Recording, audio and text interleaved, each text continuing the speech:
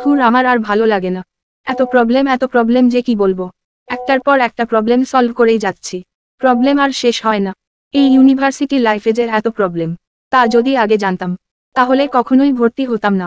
আরে প্রথম প্রথম তো তাই এরম লাগছে, আস্তে আস্তে অভ্যাস হয়ে যাবে দেখবি। আর একবার অভ্যাস হয়ে গেলে তখন মনে হবে প্রবলেম ছাড়া জীবন কি বোরিং, কোনো মজা নেই। তাই অল্প একটু প্রবলেম থাকা দরকার। কি বলিস তুই? তোর প্রবলেম ভালো লাগে? হ্যাঁ লাগে তো, প্রবলেম ছাড়া জীবনে আর কি আছে। হ্যাঁ সেই, আমি যদি অপশন পেতাম তাহলে আমি এত প্রবলেম কখনো চুজই করতাম না, শান্তির একটা জীবন চুজ করতাম। হ্যাঁ যদি এরমটা হতো কত সুন্দরই না হতো। কিন্তু এরকম হলেও, আমার কাছে অপশন থাকলেও, আমি শান্তি চুজ করতে পারতাম না। কেন? তুই কেন শান্তির চুজ করতে পারতি না? সবাই শান্তির লাইফই চুজ করত, তুই এক্সেপশনাল থরেই হতি। আরে তুই বুঝবি না, ছাড় এসব কথা। কেন আমি বুঝবো না কেন? তুই বল, আমি অবশ্যই বুঝবো। আরে ছাড়, বাদ দে। না, বাদ দেব না, তুই আগে বল। আচ্ছা শোন তাহলে। হ্যাঁ। দেখ, আমি তো তোকে ছাড়া আর থাকতে পারবো না। আর তুই সাথে থাকলে আমার জীবনে শান্তি কি করে হবে? কারণ দুটো জিনিস তো একসাথে কখনোই সম্ভব না।